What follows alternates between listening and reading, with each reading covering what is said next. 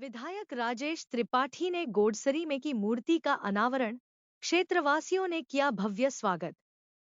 गोरखपुर जिले के चिल्लूपार विधानसभा क्षेत्र के गोडसरी गांव में आज एक ऐतिहासिक क्षण देखने को मिला, जब क्षेत्र के लोकप्रिय विधायक राजेश त्रिपाठी ने एक भव्य कार्यक्रम के दौरान मूर्ति का अनावरण किया। इस कार्यक्रम में सैकड़ों की संख्या में ग्रामीणों और क्षेत्रवासियों ने भाग लिया। मूर्ति का अनावरण एक विशिष्ट समारोह के रूप में किया गया, जिसमें सांस्कृतिक कार्यक्रमों और धार्मिक अनुष्ठानों का आयोजन किया गया। विधायक ने अपने संबोधन में कहा कि यह मूर्ति न केवल हमारी सांस्कृतिक और ऐतिहासिक धरोहर का प्रतीक है, बल्कि आने वाली पीढ़ियों के लिए प्रेरणा का स्रोत भी बनेगी। कार्यक्रम के दौरान विधायक ने विकास कार्यों का उल्लेख करते हुए बताया कि गोडसरी और आसपास के गांवों में सड़क, बिजली और पानी की समस्याओं को प्राथमिकता के आधार पर हल किया जाएगा। उन्होंने युवाओं से अपील की कि वे क्षेत्र के विकास में सक्रिय भूमिका निभाएं। गोडसरी गांव के लोगों ने इस मूर्ति को क्षेत्र की शान बताते हुए कहा कि यह उनकी आस्था और सामुदायिक एकता का प्रतीक है। ग्रामीणों ने विधायक की प्रशंसा करते हुए कहा कि उनकी अगुवाई में क्षेत्र में निरंतर प्रगति हो रही है। कार्यक्रम के अंत में प्रसाद वितरण और सामूहिक भोज का आयोजन भी किया गया, जिसमें सभी ने बढ़-चढ़कर हिस्सा लिया। इस भव्य आयोजन ने गोडसरी गांव को उत्सव के माहौल में रंग दिया और क्षेत्र में एकता और सहयोग का संदेश दिया। गजब का है।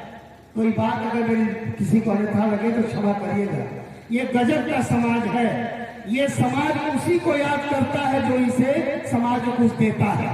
जो केवल अपने लिए जीता है, ये समाज उसे कभी याद भी नहीं करता, कभी याद नहीं करता। और अगर न याद हो तो एक सवाल आपको उत्तर आपको दे देगा, किसी एक ऐसे व्यक्ति का नाम बताइए जो अरबपति खरबपति रहा हो, अपने लिए रहा हो और ये समाज याद करता हो। किसी को नहीं पता होगा, किसी के पास अरबों खरबों रुपए, मगर ये समाज को उससे कोई लेना देना नहीं। लेकिन समाज से पौहारी सर दुबे जी को, पंडित अनिरुद्ध दुबे जी को इसलिए याद करता है, वह विद्यालय की स्थापना करके समाज को शिक्षा देने का काम इस परिवार ने किया। इसलिए आज उनकी प्रतिमा का, उनके जाने के बाद उनकी प्रतिमा का पूजन हो रहा है, स्थापना हो रही है। बच्चों, ये बात हमें सीखने की है। हम जानवर नहीं है, हम इंसान हैं।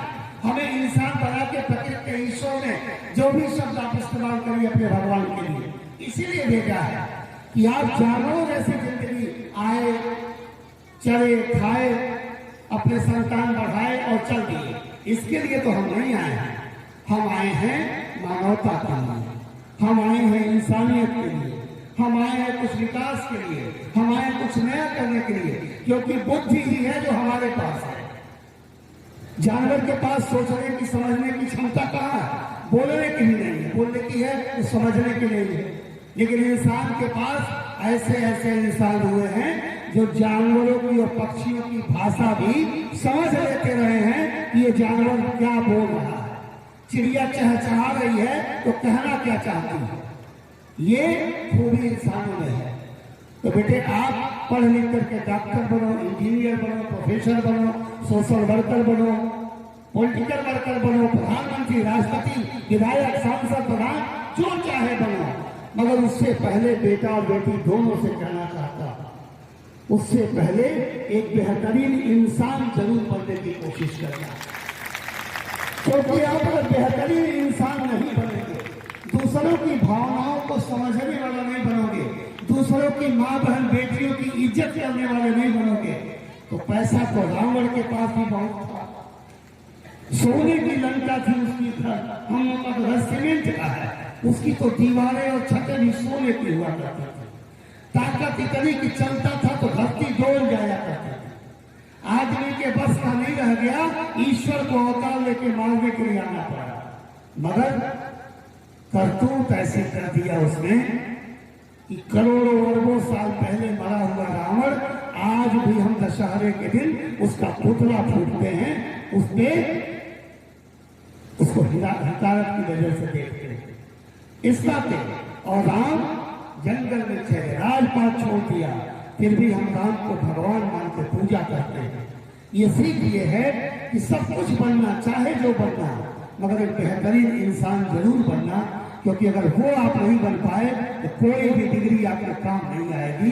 इस नाते इतनी बात कहते हुए हम लोग पुनः एक बार पंडित अल्लूर त्रिपाठी जी को, पंडित अल्लूर द्विवेदी जी को और उनके बगल में उनकी स्थापित प्रतिमा उनके बड़े भाई पंडित पौभारीश्वर द्विवेदी को श्रद्धासुमन अर्पित करता हूँ, उन्हें श्रद्धांजलि देता हूँ। यह विद्यालय हमारे मित्र का विद्यालय, हमारे अनुज है, सब दोस्त अनुज तो नहीं, चाचा कहते हैं, मुझे भतीजा है, मैं उनका भी काका है। अरे उनका चाचा हूँ ये तो ठीक है, नहीं उनका काका हूँ थोड़ा खतरनाक होता है। तो और कृतित्व ही उनको जीवन पर्यंत याद रखने के लिए कारण बनते हैं। तो ऐसे महानुभाव के प्रति मैं श्रद्धासुमन अर्पित करते हुए आप सभी लोगों को धन्यवाद ज्ञापित करते हुए बहुत बहुत साधुवाद देता हूं। आप लोगों ने इतना समय दिया और क्योंकि काफी समय व्यतीत हो चुका है, उद्बोधन को लंबा करना ठीक नहीं है। यह विद्यालय निश्चित रूप से ग्रामीण क्षेत्र में जो निर्धनतम बच्चे हैं, जिनके पास कॉन्वेंट के लिए फीस नहीं लगती है,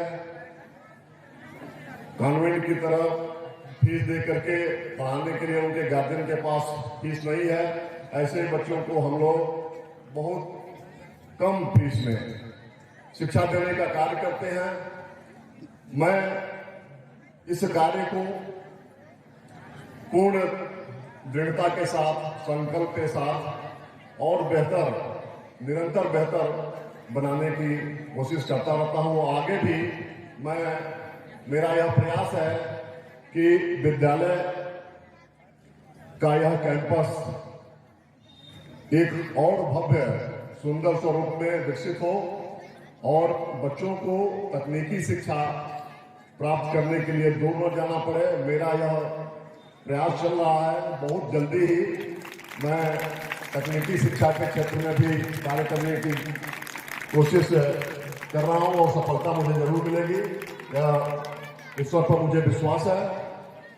पुनः आप सभी लोगों को धन्यवाद ज्ञापित करते हुए बच्चों को एक सूचना देनी है, क्योंकि कार्यक्रम में बच्चे पूरा दिन समय व्यतीत किए और हमको लगता है कि सबको थकान महसूस हो रही होगी। तो ऐसी स्थिति में देखिए, जो थकान की बात आई, चेहरे प्रफुल्लित हो गए, लग रहा है कुछ शुभ समाचार हम लोगों को मिलना है।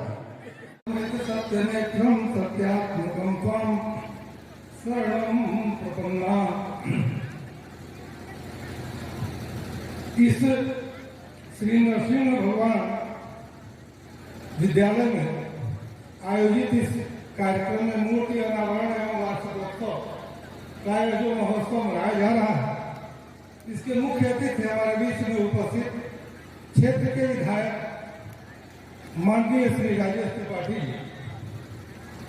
इस कार्यक्रम में अनेक विद्वज्जनों की उपस्थिति है। उन सबके प्रति इस विद्यालय के प्रबंधक हमारे अभिन्न हृदय से दुबे जी, इस विद्यालय के समस्त श्रेष्ठ अध्यापकगण एवं अध्यापिकाएं, क्षेत्र के सम्मानित विद्वज्जन, वाद्य यंत्रों पर बच्चों की मनोहारी प्रस्तुति करा रहे ये कलाकार बंधुओं और इलेक्ट्रॉनिक और पेपर मीडिया के यहाँ उपस्थित सभी हमारे अति आत्मीय स्नेहभाजन पत्रकार बंधुओं, 4-5 विषयों पर हम आपका ध्यान केंद्रित करना चाहेंगे। पहली बात तो यह है कि यह कार्यक्रम आपके इस विद्यालय प्रांगण में हो रहा है, इसलिए सबसे महत्वपूर्ण विषय अपने छात्रों के लिए होगा। इन आप छात्रों को हम यह जरूर कहना चाहेंगे कि जिन अध्यापक एवं अध्यापिकाओं के द्वारा आपका मार्गदर्शन किया जा रहा है, आपकी प्रस्तुति देखकर यह लगता है कि निश्चित रूप से वह बहुत श्रेष्ठ है। आप लोगों से हम यह इच्छा करते हैं, जैसा कि आप लोगों ने अनेक प्रस्तुतियों में ऐसा दिखाया कि अपने माता पिता के प्रति, श्रेष्ठ जनों के प्रति, अपने गुरुजनों के प्रति हमारी सद्भावना, हमारा आदर का भाव और उनसे कुछ अच्छी बातें ग्रहण करने के भाव हम निश्चित रूप से अपने जीवन में सजो है, यही हमारे लिए ज्यादा प्रासंगिक होगा। यहाँ उपस्थित जो अध्यापकगण हैं और भी श्रेष्ठ जन है,